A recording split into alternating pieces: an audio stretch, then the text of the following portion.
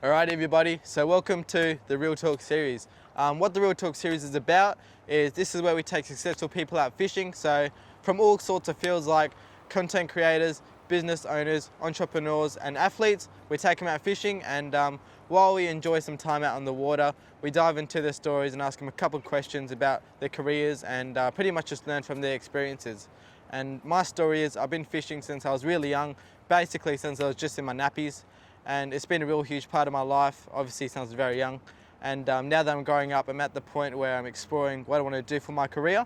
And this series is all about learning from the best in different fields. So it's not just about the fishing, it's about connecting, learning and gaining insights from people that can help shape my path and hopefully inspire you guys too if you guys really enjoy it. So join me on this journey as we dive deep into the stories of some really special people. And yeah, really hope you guys enjoy this series. And yeah, let's get into the video. Alrighty everybody, welcome back to another episode of the ReelTalk series. Today we have Uncle Nav with us. Was it Uncle or Mister? What would you prefer? Uncle Nav's fine. Yeah, Uncle Nav. So if you guys are interested in what he does, he's actually the owner and the founder of Flex Fitness Equipment. And he provides lots of fitness equipment to gyms all over Australia and New Zealand. And he's also the face behind finance of Nav. So thank you for coming on today. That's all right. I really appreciate it. And yeah, we're going to have a bit of a fish today. And we're going to teach him how to fish and hopefully learn some stuff from him as well. So let's do it. Sweet. So we just got scalies today and we're just going to be casting him out, hopefully some bream. I've never done this. He's never done it. So what we're going to do, that's your rod there. Sweet. I'll teach you how to cast. So you just grab it on this handle here. This handle here? Yep. So are you right-handed? Yeah. Yep. So just put your right hand on there. On here? Yep. And then what you're going to do, put your finger on your braid like that. And then you flip this. Perfect. And then what you're going to do, you're going to hold the bottom like that. And you're going to toss it out. And then when it's around like 45 degrees, then you want to let go with your finger. Oh, right. Off this thing. Okay, yeah. So you're going to try? Oh, professional. Jeepers, that's my first fish. Good stuff. All right. So you just let this go then? Yep. And you flip that back over. Flip it forward. Like forward or? Oh, yeah, there we Yeah, go. like that. Yeah. And yeah, just hold it and you feel for a bite. That's crazy. Oh, got it now. All right, I get it. You got it? Yeah. Sweet. Yeah. So yeah, how have you been? Good? Yeah, good. Thank you for bringing me on this. I think Thank you for coming on. you're 15? 15, yes. I can't believe it. Yeah, that's awesome. How's the weather today? It's good, isn't it? It's pretty good. I think everyone's been talking to me about the weather because I just moved from Brisbane back here for a week. And the weather in Brisbane is very humid and sticky. Yeah. But I like that. But this trip I'm going so the last time I came back maybe 2 months ago was like hot and cold, but this weather is actually better than Brisbane. Yeah. Yeah, it's good nice. change. It is. Good change. So, you ready for these questions? Yes, let's go. You ready? So, how did this idea come about? So, how did you start? Obviously. Flex? Yes. Yeah, so for me, Flex has always kind of, I don't think it came about as if my passion for fitness equipment or anything like that, or fitness necessarily. For me, it came about as a 14-year-old. I was always curious about buying and selling things. Yeah. As you know, I grew up in my dad's little shop in Kenya where he was selling hardware stuff, right? Wow. And my uncle used to sell watches, and my other uncle used to sell like stationery and stuff like that, electrical items. And so I've always been surrounded by a family where they're buying and selling things. Yeah. So for me, moving into Australia when I was 14, I was just so curious about it. I was like, well, there's all these opportunities everywhere. Yeah. What can I buy and sell? Yeah. And that's how it started. I used to go to the in-loose shops and then take mobile phone covers at the time back to school and try to flip them for like $10. That's crazy. And yeah, just that curiosity in buying and selling. And then later I stumbled onto fitness equipment, which was when I was going to the gym, we saw an opportunity where Fitness First was closing down and they were selling all these spin bikes. Yeah. And we're like, oh, well, they're only $200. I know we could sell them for 400. So we took out 30 of those bikes. Wow. Yeah, so that's how it started. And I think it's just that curiosity and always wanting to buy and sell something. That's crazy. Yeah. So you were born in Kenya and you moved here when you were 14? Yeah, Wow. yeah. So I moved here. My dad and mom still live there. Wow. I moved here, and I have my uncles here, my sisters here. Yeah. But yeah, just kind of That's just moved crazy. here for like the education side of things. So how's the business been going lately? It's been pretty good? The business is good. I guess the last 2 years have been quite challenging. Yeah. But Oh, yeah, flip that one over. no, this thing has to That's go all right. back. The yeah, it's been quite good. Yeah. It's just last 2 years have been quite challenging, just with post-COVID, logistic issues, supply chain issues, instability in the business because of so much change. You know, the 4 years of COVID, you know, we just saw like this big up and down, Everything and now has just changed. try to bring the business back into stability is hard. But I think we're finally at a better position of kind of growing and focusing on the growth side of things. So yeah, business is good. I guess the only thing in that I can add is like the same 14-year-old that I was when I was 14 to now is kind of coming back. Yeah. Because when you do one business for this long, so for me it's been, what, 15 years now? 15 years. Same as your age. Yeah. I find that you kind of still have to have that same curiosity of going, like, how do I change it? How do I buy more different things? Or how do I keep growing in that same business, not necessarily starting other businesses? Yes. Yeah. Wow. And I think like as a 14-year-old, I was always thinking like, oh man, I got to try so many businesses, which I did, which was great. But I think when you find one, you got to stick to one. Yeah. You 100%. can't just go, oh yeah, this is running fine, I'll start another one because I can make the same out of that one. Yeah. And I think that's like a big mistake. Yeah. Okay. And how's your finance of Nav thing going? Yeah, good. I think for me with that, it was more to help people. I grew up in a family where money, the relationship we had with money is very positive. Yeah. And what I mean by that is like, you know, I'd openly talk to my dad about how much he made. He would always say, look, I made this much profit in this, or like, this is how we bought this business, or how we made this property, or whatever. Yeah. Whereas a lot of people here, I find, don't talk about that, right? Yeah. They would just talk about I love you and have a very positive relationship that way, but they don't ever talk about like how much money they make. Yeah. And for me, it's a way of like trying to open that up and let people know that it's fine to talk about money. You know, like it's fine for you to go ask your dad how much money he makes or how much money their businesses make. Yeah, Because like 100%. it's that curiosity which will allow you to go, oh, that is possible, right? Like for me, it's like back then $1 million felt possible. Yeah. Right. We didn't even think about 100 million. Yeah. And now when you surround yourself with people who are in that 100 million, you go, oh well, that's possible. Yeah. You know. And then you surround yourself with billionaires, and then you go, well, that's even possible. Yeah. I mean, it's like the people you surround yourself with, it really motivates you to, you know, kind of become like them as well. Yeah, 100%. And I think you know, one thing that is hard as someone who might be passionate to grow and become rich and all that is to keep quiet and listen, right? That's one thing that I never do. I still don't do. I find it so hard to just shut up in a room and just listen and pretend I'm the dumbest guy. Yeah. But if that is something that you can do while you're in those situations where, you know, you've got like people who are, I don't know, really well off or really successful, and just keep quiet and listen and ask different types of questions, rather than like, sometimes I get a lot of kids who like come in and, oh, I'm doing this business, I'm doing that, and blah, blah, blah. You're like, dude, just ask me the question that you want the answer for, because all this, the learning is in that instead of like trying to show that you are capable of something else, because you don't know what you could learn from that. 100%. So you caught something yet? No. How about you? Any bites? No. Still figuring it out? Yeah. Flip that one over. So when you're casting and you're letting line out, this one's open. Oh, And then obviously when you're reeling, that one's closed. So that's closed to That's reel, closed. Yes. and this is to cast. Yes. Okay. So got it. if this is open, you can't reel because there's line coming out. Yeah, got it. Do you ever catch anything here? Normally you catch a couple of brim. What's a capital broom? A brim. So a brim is like, we call them black brim. They're, Just I a don't know fish. how to explain. They're a fish. And are fish here clean to eat? Would you eat a fish that comes out of here? Personally, I wouldn't eat it. Yeah, but people 'cause can. You can, Yeah, it's right. possible, but it's quite far upstream, so the water's a lot more dirtier and obviously Yeah. not as salty as you would have the water downstream in the river. Oh, nice cast. This is so different.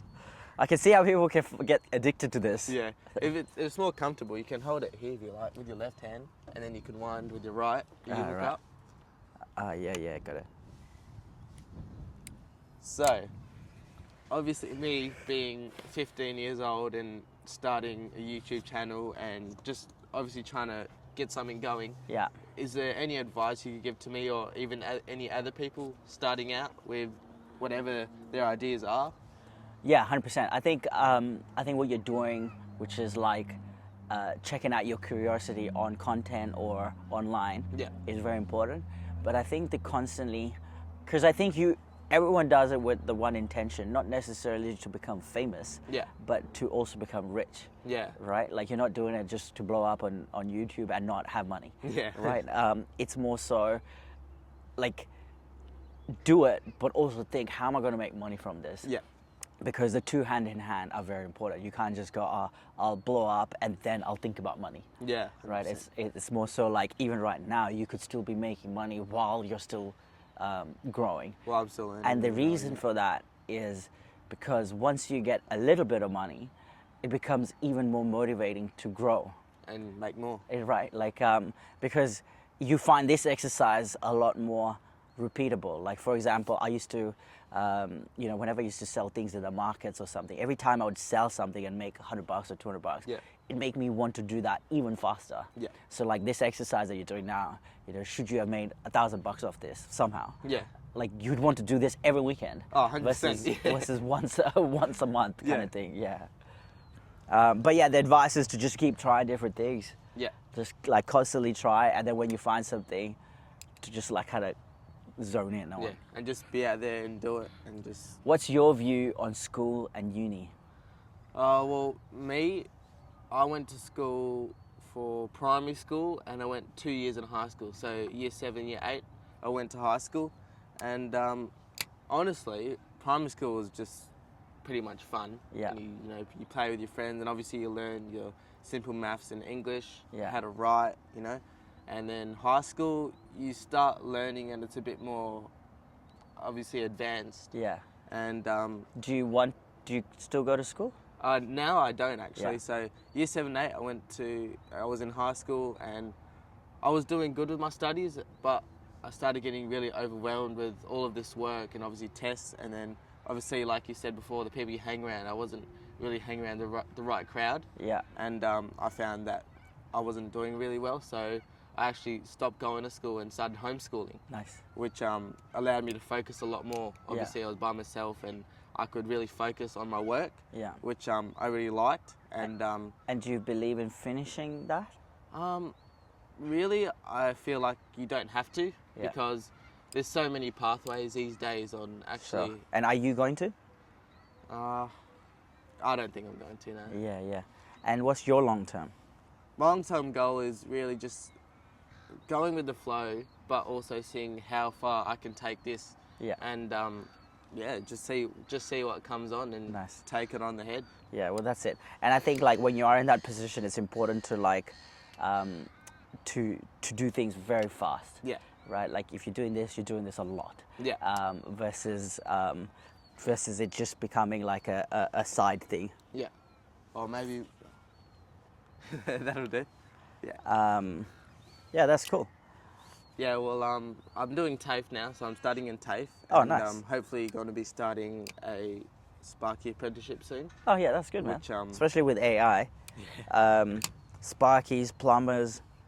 I just heard yesterday this other guy, I don't know where he's based, but his business just bought out for $100 million. Wow. And he is a plumber. Wow. He has a huge chain of plumbing companies, and an AI company bought him out. It's like crazy. Wow, $100 million. Yeah. That's a lot. Yeah. Just because, he's got a good network. He's got over 1,000 staff or something. Yeah. And yeah, it's AI can't replace such a thing. Wow, Yeah. that's crazy. I mean, AI is just crazy these days. Did you do anything with it yourself? To be honest, not much. Yeah. But I would like to maybe start having a look into it and seeing what I can do. Yeah. And yeah, so obviously you moved to Brisbane. What's the reasoning for that, and how's that going? Yeah, so I moved over to open a new store there. Yeah. We really want to expand our over east presence. So for me to move to Brisbane was more to get a good feel of how over east is. You know, it's easy to just sit here, and if I had staff there and they go, oh Nav, this area to this area is too far, and this doesn't work out because we're here. You often don't, you know, not believe it, but it's hard for you to understand if you're not actually living there or from there. Yeah. So for me, big part of the move was to understand how the over east market works, because it's very different to Perth. Yeah, 100%. And allow us to then, when I come back, to scale more over east, to open more stores over east. Wow, good on you. So yeah, I think over east is more just to really grow Flex for the next 3 years. Wow. Yeah. Okay, so obviously you supply a lot of gyms. What kind of gyms do you supply? So we supply World Gym, we'll do Revo, the New Fitness Cartel, we do a lot of independents, but yeah, a lot of gyms. I think the split between residential, so people who want to have a home gym, we do about 60% of our turnover is to homes. Wow. And 40% and growing is to gyms. Wow, that's crazy. So if you guys go to the gym, a lot of your equipment that you use is probably yeah, from Nav especially here, Uncle Nav. yeah, in Perth probably a few. You'll probably see a lot of the Armatech or Primal stuff around. Yeah. For us, the commercial space, which is like the big gyms, is probably in the last 1 year. Wow. Whereas a lot of the independents like CrossFit boxes and High Rocks places and stuff like that, that's been going on for a while. Oh, sick. Yeah. So, what were you thinking about this idea when you're 14 years old? What was what was the first thought that came to your mind that really carried this on? Well, this for me it came as a byproduct of like constantly selling things. Yeah. Right. At the age of 17, I think I was at the Fremantle markets. Yeah. So I had a stall at the Fremantle markets selling shishas at the time. Wow. Yeah. So people didn't understand it or like it, and I was judged quite a lot. But I'd make at 17, I think I was making $2,500 a weekend. Wow. Yeah. So like it's pretty big. That's really good. And at 17, 18, and I think it's just like that's what I said. Like it's very important to get a good taste of money. Yeah. Where you've made like something, like whether it's $100, $1,000. Yeah. If you're constantly selling or doing something that's getting you, that hunger just keeps growing. Yeah. Because you just go, oh well, I made $1,000 last weekend. Let me try and make 5 this weekend. Yeah. And when you start thinking like that, you start. You know, I went and started finding better deals for like shishas as an example, or I started figuring out how do I import them instead of buying them from the local dude. Yeah. And it's because of that profit, you just keep wanting to, you know, understand how do I make it bigger or better. Yeah. So yeah, at 14, it's very important you start making money. Yeah. Because the more you do that, it'll just allow you to be more curious. Yeah. Yeah. Obviously making you want more and just make you work harder. Yeah. And I think, like, you know, looking back now, between the age of 14 and 30, I believe there should be no balance in life. You should just be all in on making money. Yeah. And then after 30, yes, you can like start, you know, having family and all that kind of stuff. Just chilling out. Yeah. Going fishing. Yeah. Have you tried doing any fishing in Brisbane, or are you planning to? No, I actually don't do fishing, period. It's definitely a different thing. But I think now that I have done this, I think for me it's time. Like I'm sure how long would you have to spend? Oh, normally you spend a couple of hours out here, 3-4 hours. See, for me, if I'm spending a couple of hours, I'd rather like burn some tire. Yeah. Like I'd rather, even like going on a boat, I think that would be such a big exercise. I'd rather get that kick from like cars. Yeah. Yeah. So you got a couple cars? Yeah, I have a few cars. I think I've always been, growing up, 14, 15, for me it was more JDMs. Yeah. I love my Japanese cars. So like your Sylvias, your Skylines, Yeah. 180s. Yeah. And like between 14 and like at least 30, I couldn't afford any. right? So for me, it was more just like looking at them and feeling nice about it. And in the last 6 years, I think I've owned every Japanese car that have ever was. But it's, yeah, like Japanese cars more so than all the Italian stuff. Yeah.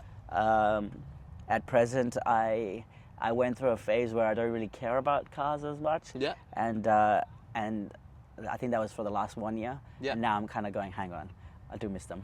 Yeah. So like starting to go back into it. So you said you had pretty much every JDM car. What was your favorite one?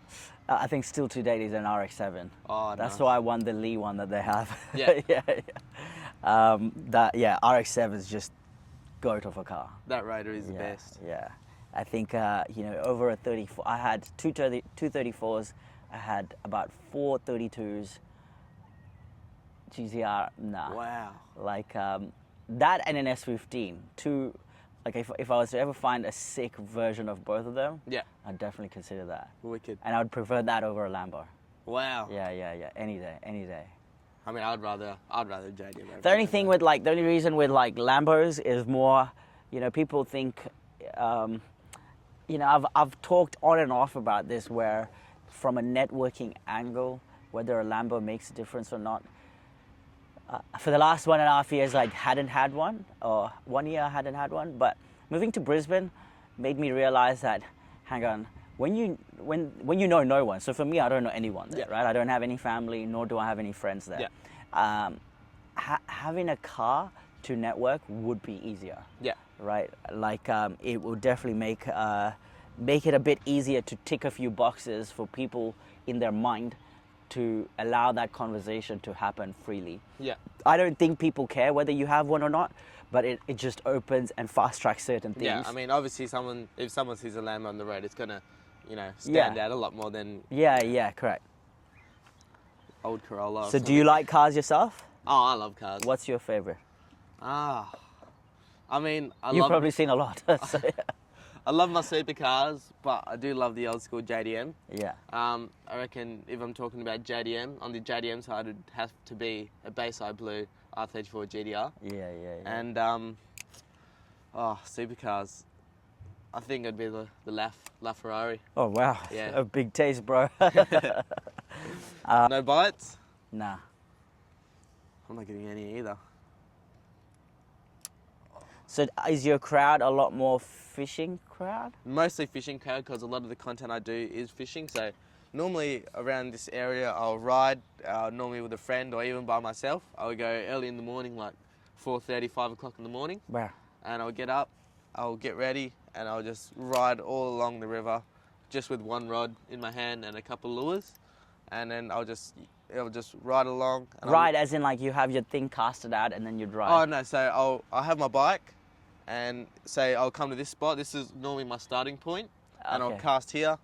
And then if I get something, I'll keep fishing. If I don't, I'll give it like 10, 15 minutes. Then I'll ride, and I'll just keep watching the water, seeing like if I can see any holes or any slicks of current where Yeah. there's water moving. So see that slick there? Yeah. So that's a current. That's the current, and Yeah. normally fish channel through there. It's a channel, and yeah, I'll just ride along, and every spot that looks good, I'll stop at and have a fish. And sometimes I catch something, sometimes I don't. But yeah, It's interesting.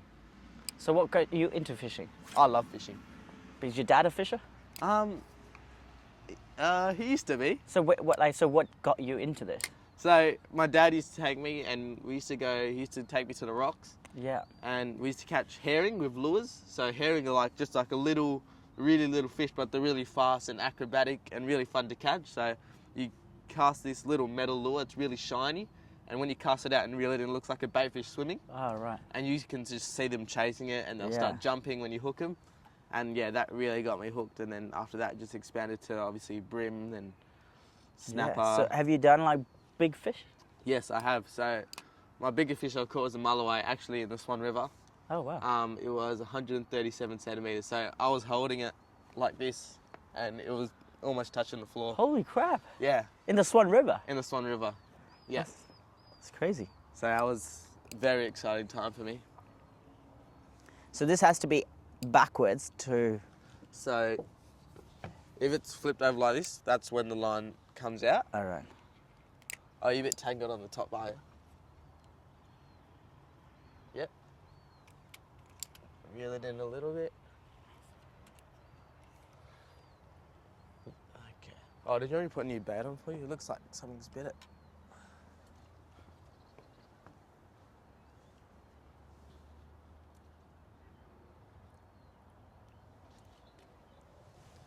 New bait.